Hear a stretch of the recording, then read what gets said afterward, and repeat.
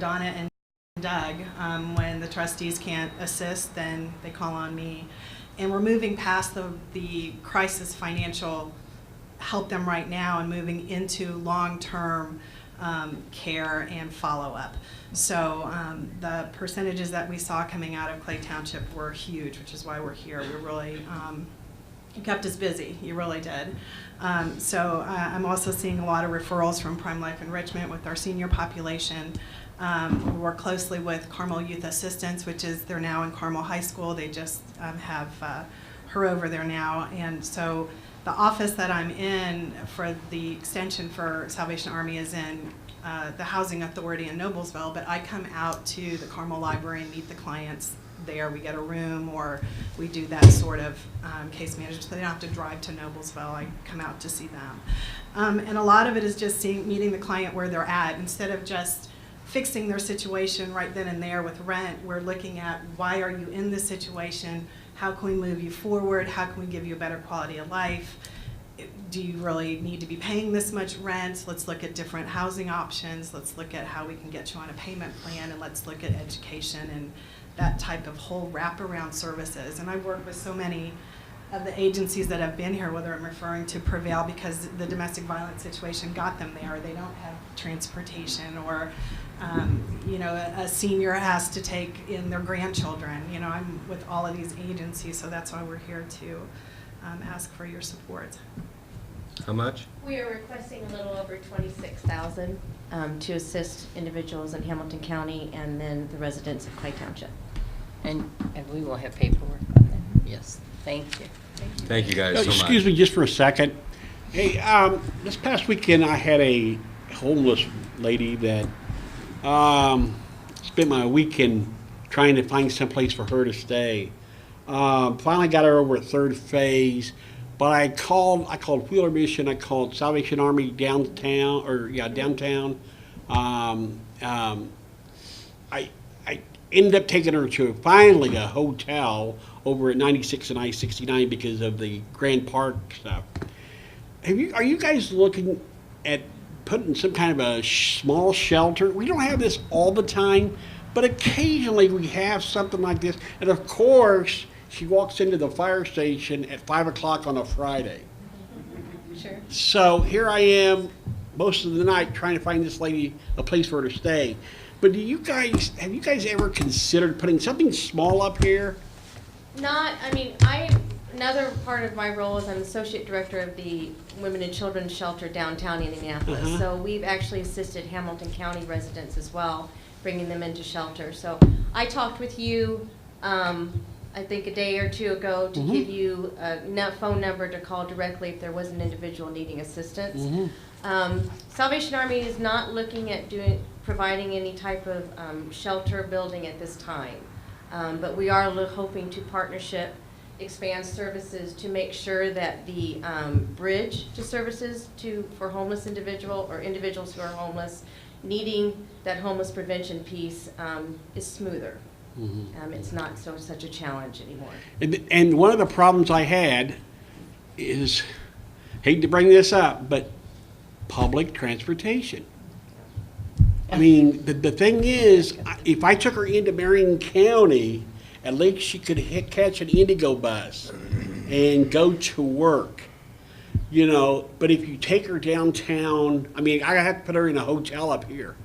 So, but if she went downtown to Wheeler or Salvation Army or wherever, then she has no way. She's got a way to get to 96 Meridian, and then after that, they're going to have to walk the rest of the way. So, it is a continuous battle. It is a challenge that individuals that we do assist from Hamilton County that's coming into shelter downtown, there's a challenge either of relocating them into Marion County or trying to work out some type of avenue for them for transportation, and it is a challenge. Well, and not only that, my caseworker had to drive two gentlemen down to the federal building because they needed so much help. And again, it's one of those things, I'm for transportation, public transportation. I'm for it because people that don't work in those areas have no idea. I know that 25 cents per 100 is hard on some people, and I understand they're on limited income. but we have to do something in this county to get people around. So I just, Agreed. so I know earlier in the meeting, he probably wouldn't want to hear me say that, but I really am. Do what? No. But anyway, I just, even if we had a small place, we could take somebody, to put them in over the weekend so we could really maybe find out where we could take them. Hey, I just saw Prime Life. There you go. We'll be sat on to that. Yeah. Okay, but well, thank you. I just was curious. Thank you guys so much. Thank you. Is there anybody here that I haven't called? Oh, the fire buffs. Gosh, Coach, I'm sorry. Yeah, and in the back. Yes. Yeah.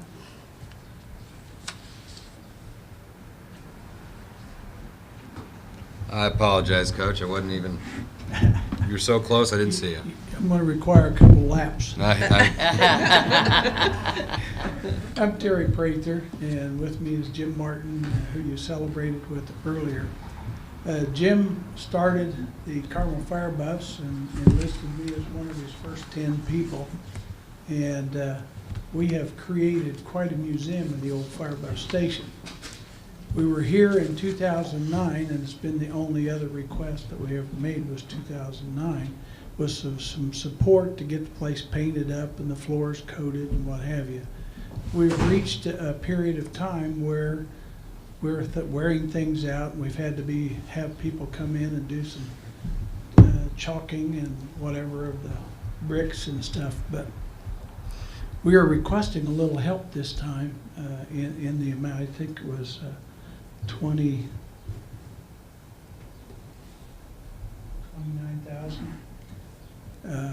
But at any rate, that is for bringing the building back up to date and making it more secure to the weather and what have you. We do not have a roof leak this time like we have had in the past, but we did have a lot of water in the basement, so Jim has spent a good part of the summertime working down in the basement. We're cutting trenches and putting more piping in to keep the basement from flooding as it did even when they were fighting fires years ago. But we would like to make that request. We do not plan on coming back on an annual basis, but we do need some current help. Thanks, Coach. I'd like to ask a question. The fire buffs are just for Hamilton County, or is it a regional? We primarily Clay Township, Oh, is that right? and we do things in Hamilton County. We even go down into Marion County. Wherever there are kids involved, I guess I should have told you that. We probably serve somewhere around 3,000 to 5,000 kids a year. The Carmel Clay schools, third graders, is it, Jimmy? Huh? Second graders.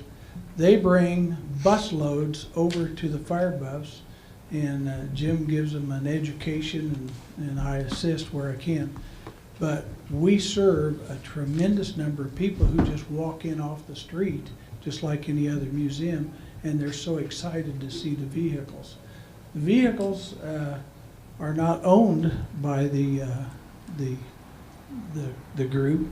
Jim and I own those personally and have paid for them personally, and we've maintained them and put the gas in them personally. We use the station to store some of those vehicles, and we have a few of the vehicles in the back building now that the city's no longer using. I assume they're going to tear it down one of these days soon, but at this particular point, I think we've got, 9 vehicles that we keep running, and we get other people to assist us to drive in parades and odds and ends like that. But we're here to serve the Clay Township community primarily. Do you do any other fundraising? We get donations from time to time. We have sometimes during the summer when they do the car extravaganza or what it is downtown, we'll open up and we'll sell hot dogs and hamburgers, and we put the donation pot out quite often, and we do get donations, but they don't cover the majority. Thank you. Yes. After all the excitement, and you give him the honor, I forgot what we came here for, but actually, There was a gentleman came in station the other day, well, about 3 months ago, and he writes this book.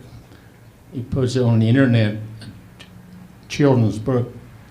It says a place where you take your children for fun.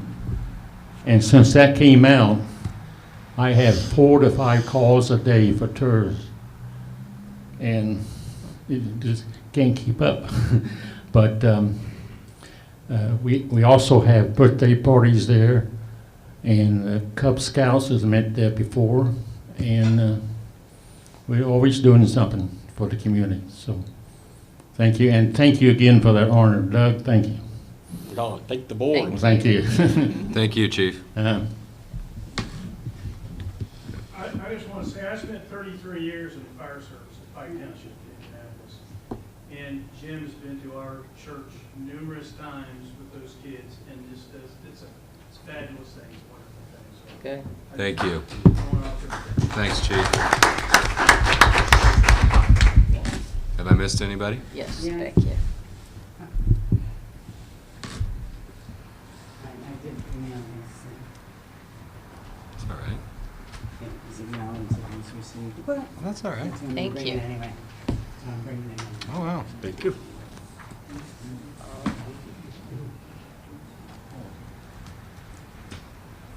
Hello. I'm Elaine Mancini, the Executive Director of the Museum of Miniature Houses. And we have never before asked you for anything. We've been in Clay Township for 22 years, and as of this August, it will be 23 years. Our museum's core purpose is to share. In our oldest dollhouse, built in 1861, we found a poem, the end of which reads, "For those that yet may live when I am dead and gone, I build this little house for them to look upon. It may be friends or kindred dear will think on me another year." Now, little did Thomas Russell know that in 2016, more than 5,000 people a year have been looking at his house. We have 7 rooms of exhibits. We're open 5 days a week. Admission is only $5 for adults and $3 for children, so that's not a big revenue source for us. We provide a free audio tour with transcripts in Japanese, Chinese, and Spanish. We are handicap accessible. We have our own parking lot. We offer free docent-guided tours, scavenger hunts for children, a dollhouse they can play with, workshops for all levels, and special program days relevant to our collection. We are the little museum that thinks it can. And for 22 years, we've prospered here. But we can only succeed with the help of our friends, members, and community partners. The primary purpose for our request for a grant of $29,000 is to allow the museum to reach a higher level of professionalism in several areas, including care for our collection, improvement in visitor relations, and marketing to mobile and internet audiences. In May, last month, one of our co-founders and most active volunteer retired after 22 years. To fill her shoes, we hired a collections manager. So part of our grant request revolves around this area of collections, partially offsetting her salary, but also obtaining museum quality storage units and purchasing safe transport containers, because we take a lot of our exhibits off-site to libraries, banks, the Noblesville Home Show, for example. The second main focus is for visitor relations. Our computer that sits in our front room and shows information to visitors in the museum broke. It was very old. It's not reparable. And we desperately need to upgrade our website, which nobody's done anything to it except, give new information, but nobody's done anything to it for 12 years. Approximately 18% of our annual visitors come from Clay Township, and about another 18% come from Hamilton County. Thank you, Elaine. Thank you very much. As you may know, we do not make that decision tonight when we have our budget time. we sit down with the amount of funding that we have and decide then how much we can allocate each group. But I personally want to thank you for coming tonight. It's really important that you feel part of the community, and we'd like to help you do that. Thank you guys very much. Thanks for sitting through a long meeting, but it's great to see y'all. Thank you. We have to sign that resolution. We need to adjourn. Oh. Good grief. I was getting ready to head out. I Doug, make do a you have any motion that co- we, Yeah, I second that. you can contact us by email. Motion for adjournment. We're adjourned. That's what I said. I apologize, guys.